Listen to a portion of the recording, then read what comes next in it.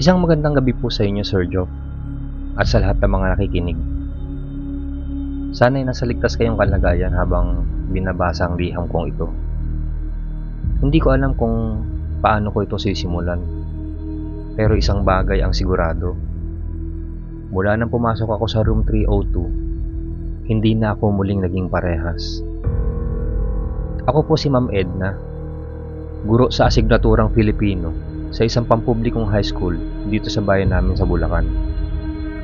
5 taon na akong nagtuturo at masasabi kong sanay na ako sa kakulitan ng mga estudyante, sa sirang ceiling fan at sa lumang chalkboard.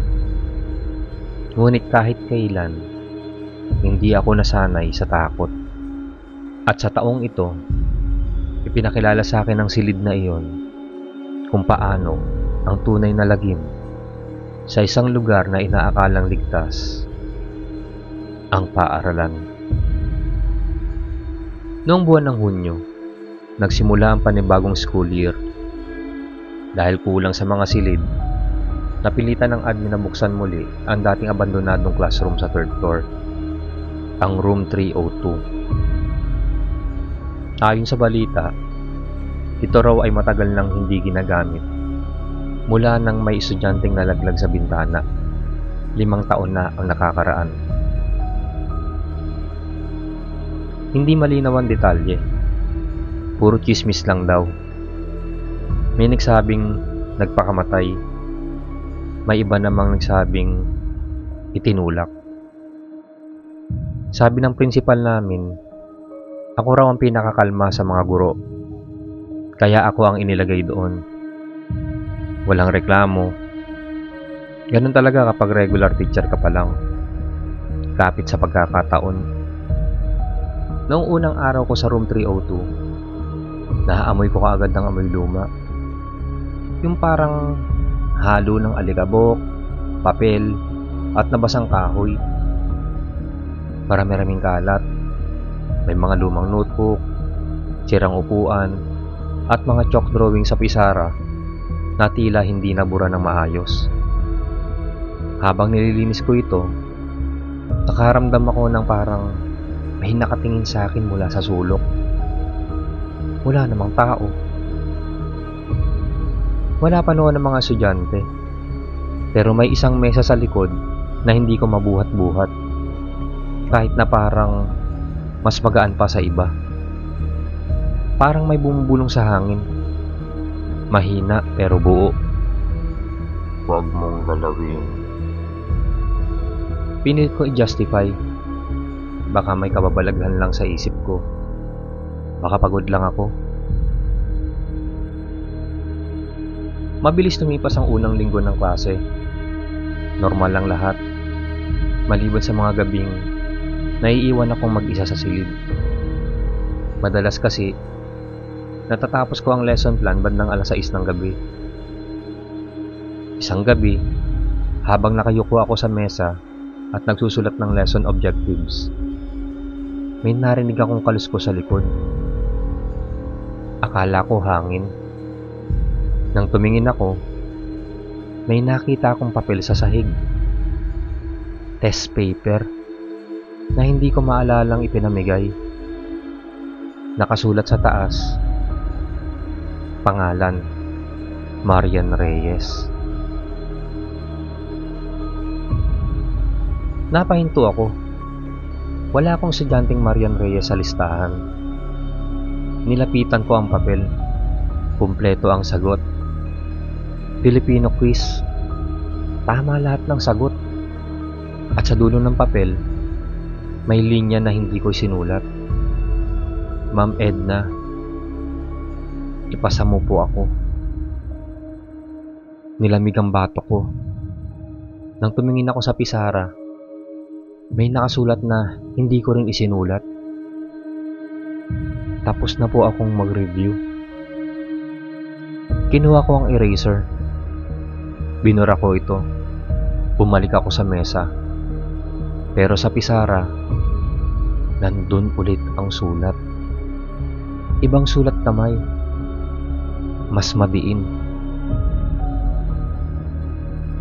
Kinabukasan, Tahimik akong nag-observe sa klase. Doon ko napansin na may isang estudyanteng laging nasa dulo.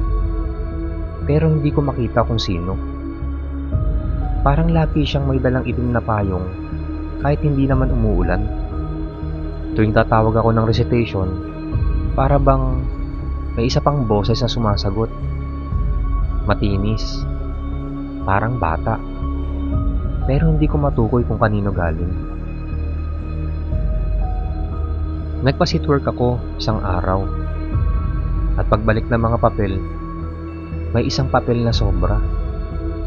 Walang pangalan. Pero perfect ang sagot. Nakasulat lang sa baba, Marian Reyes, present po. Nang magtanong ako sa klase kung may Marian Reyes ba sa kanila, tumahimik silang lahat. Isa lang ang sumagot, si Junjun, na nooy nanginginig. Ma'am, patay na po siya.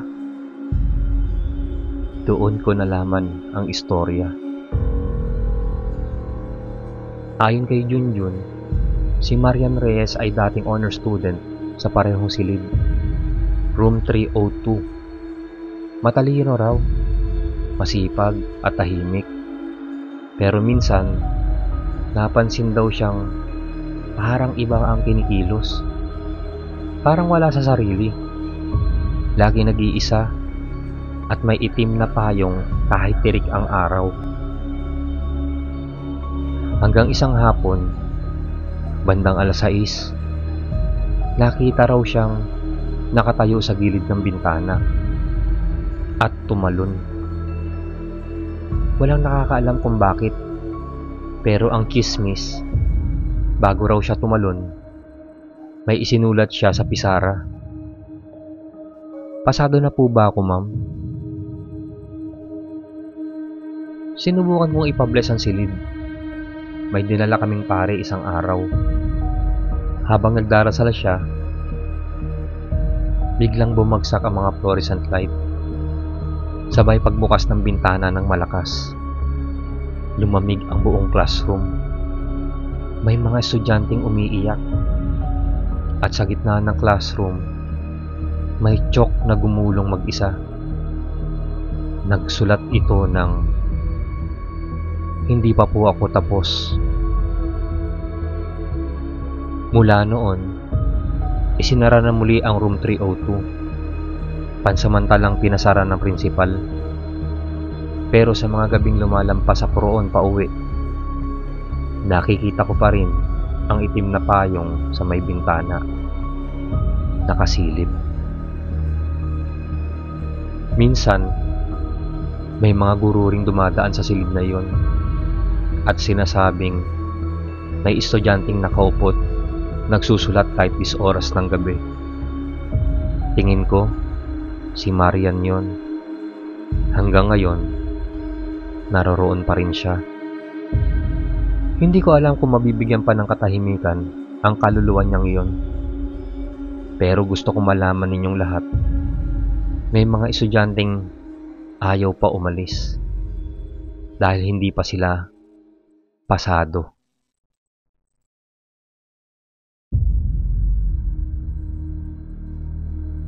Sir Joff, magandang gabi po sa inyo. Hindi ko na po kayang itikom ang bibig ko tungkol sa karanasan kong ito. Ako po si Aldrin. Isa po akong guro sa isang public high school sa Eastern Visayas.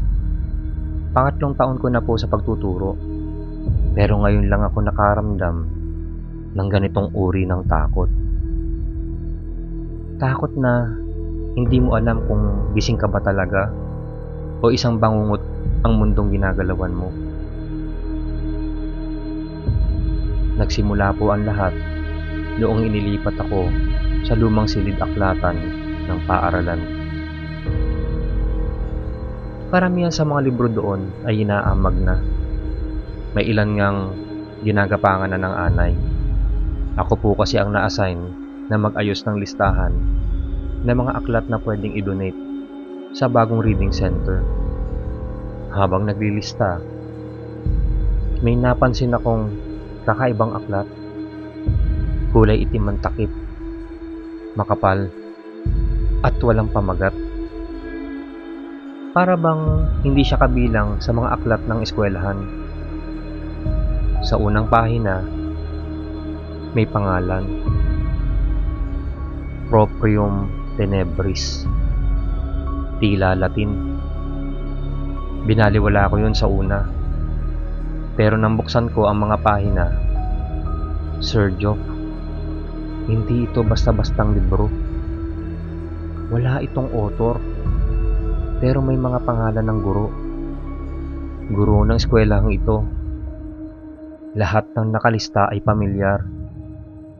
Karamihan sa kanila, patay na. Ang huling listahan, A. Salgado, 1989. Nagtanong-tanong ako, may guro raw talagang A. Salgado dati. Guro sa kasaysayan. Ngunit, misteryosong nawala raw siya noong 1989. Ni bangkay ay hindi na nakita. Simula nang mahawakan ko ang aklat, nag-iba ang takbo ng buhay ko. Bawat gabi, pinapanaginipan ko ang mga klaseng hindi ko kinabibilangan.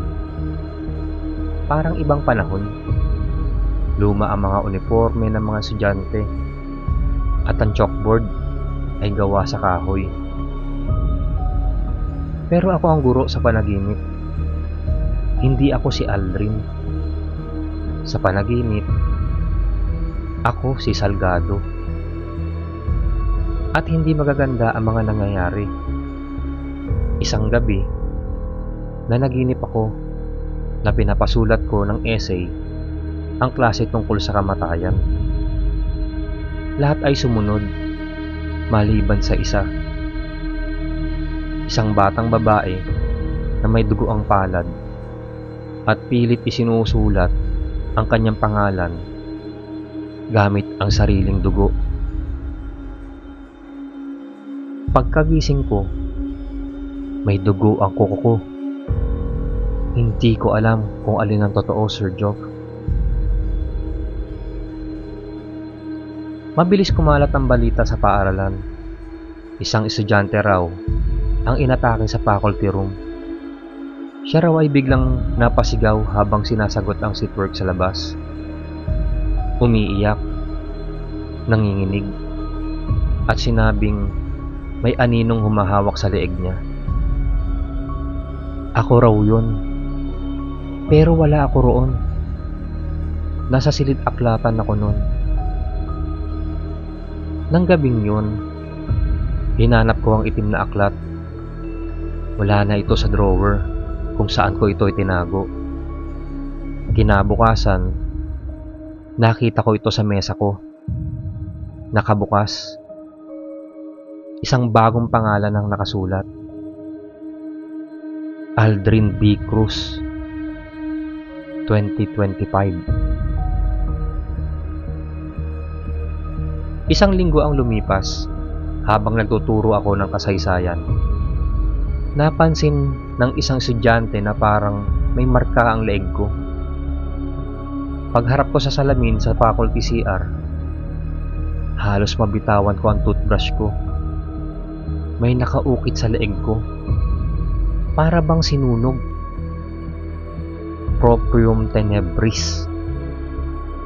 Nabasa ko ito noon sa Latin Dictionary ng eskwelahan. Ibig sabihin, pag-aari ng kadiliman. Muli ako nagtanong-tanong. May isa pang guro, si Ginoong Reyes.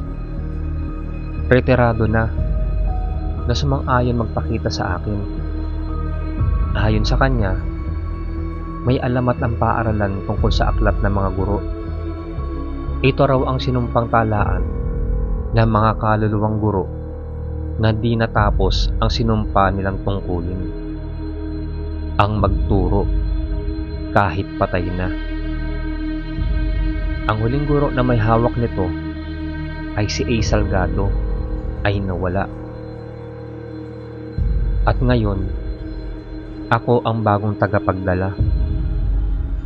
Sabi ni Ginoong Reyes, ang huling paraan lang para makawala ay sunugin ang aklat habang binibigkas ang Latin na panunumpa. Sa eksaktong oras ng pagkamatay ng huling pangalan. Hindi ko alam kung kailan ako mamamatay, Sir Joff. Biyernes, alas 9 ng gabi. Naiwan ako mag-isa sa faculty. Napansin ko na lang na lahat ng orasan sa paligid ay huminto sa iisang oras. 9:13 p.m. May maririnig na sapatos. Papalapit sa hallway. Sa loob ng faculty room, pinagsama-sama ko ang ilang kandila. Inilagay ang itim na aklat sa sahig. Binasa ko ang Latin na panunumpa mula sa notebook ni Reyes.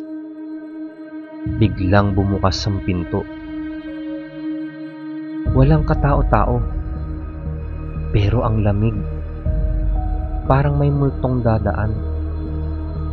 Nang matapos ko ang panalangin, nasunog ang libro kahit walang apoy.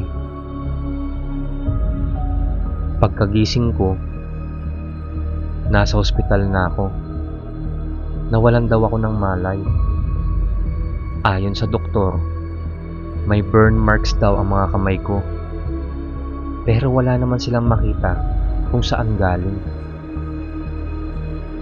Simula noon, wala na akong panaginip.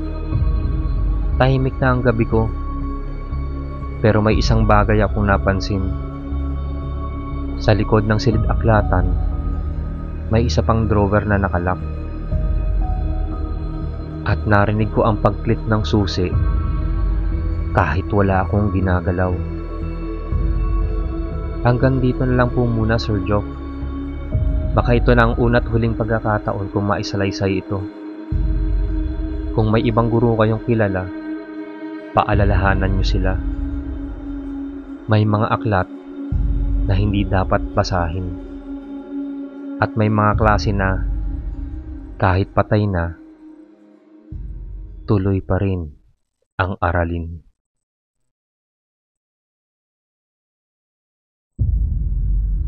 Magandang gabi po sa inyo, lalong-lalo na sa iyo, Sir Joff. At sana'y nasa maayos kayong kalagayan habang binabasa ang liham kong ito. Matagal ko na pong gustong ibahagi ang karanasan kong ito. Ngunit palaging bumabalik sa akin ang takot at ang amoy ng dugo tuwing gabi. Ako po si Rica, dating out of school youth. Pero noong taong 2022 ay sumali ako sa isang night class program ng gobyerno dito sa aming probinsya sa Bicol. Doon ko nakilala si Ma'am Cynthia, isang guro na halos parang anghel sa aming paningin. Mabait, tahimik, laging nakaputi, at may boses na parang musika.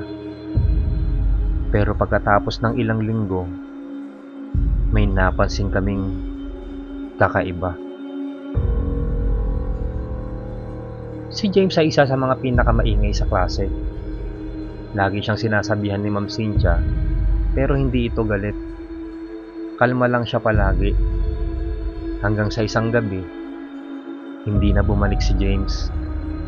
Ang sabi, hindi raw umuwi ng bahay. Ang mas nakakatakot, ang kanyang ID at sapatos ay natagpuan sa likod ng eskwelahan. Basang-basa at may bahid ng dugo. Wala ni anino niya kahit hinanap na ng mga pulis. Tila nilamon siya ng dilim. Sinuspindi sandali ang night class, pero makalipas ang isang linggo, bumalik din kami. Kasama na rin si Ma'am Cynthia, na tila ba walang masyadong epekto ang pagkawala ni James. Huwag kayong maglalakad mag-isa, babalaan ni Ma'am isang gabi. Lalo na kapag madilim, maraming hayop dito sa paligid. Hindi ko alam kung bakit, pero habang sinasabi niya yon, parang tumalim ang kanyang mga mata. Para bang may bahid ng gutom o galit. At sa mismong oras na yon, parang may naramdaman akong malamig na hangin na dumaan sa likod ko. Simula noon, madalas na kaming nakakaramdam ng kilabot tuwing gabi. Hindi dahil sa lamig kundi dahil sa pakiramdam naming hindi lang kami ang nasa silid-aralan. Parang may humihinga sa likod namin. Parang may nakatitig sa amin habang nagtuturo si Ma'am. Hanggang sa ako naman ang muntik nang mawala. Isang gabi, naiwan ako mag-isa sa silid. Naghugas ako ng mga pinggan sa likod ng kantin dahil ako ang nakatokang utility girl noon. Gabi na, siguro 9:00, nang makarinig ako ng kaluskos mula sa likod ng science building. James? James? Bulong ko. Pero hindi si James ang bumungad. Isang anino. Isang malaking nilalang na may mahabang kuko, pulang mata, at bibig na may mga pangil ang nakita ko sa sulok. Nanginginig ako. Hindi ako makagalaw. At sa isang iglap, umakyat ito sa pader na parang butiki. Tumingala siya at nakita ko ang kanyang muka. Mukha ni Ma'am Cynthia. Sir Joff, halos hindi ako makatulog ng gabing yon. Nagkasakit ako sa takot at hindi na bumalik sa klase. Hanggang sa isang araw, nalaman kong wala na ang night class. Isinara na raw ito ng eskwelahan dahil sa kakulangan ng estudyante. Pero ang totoo, 3 na ang nawawala. Nawalan kami ng mga kaklase. 3 pamilya ang naghahanap. Pero ni minsan, hindi inimbestigahan si Ma'am Cynthia. Dahil mabait siya, tahimik, laging nakaputi. Pero sa likod ng kanyang mga ngiti ay ang uhaw sa dugo. Nabalitaan ko na lang kamakailan, matapos ang 2 taon, nagtuturo pa rin daw siya sa isang bagong night class sa kabilang bayan. At may mga chismis na naman ng pagkawala ng mga estudyante. Ako? Umalis na ako sa Bicol. Nasa Manila na ako. Pero kahit saan ako magpunta, hindi ko makakalimutan ang amoy ng dugo, ang mga pulang mata, at ang ngiti ni Ma'am Cynthia habang nakatitig sa akin bago siya nawala sa dilim. Hanggang ngayon, may bangungot pa rin ako, at sa bawat panaginip, naririnig ko ang boses niya. Rika, present ka pa rin pala.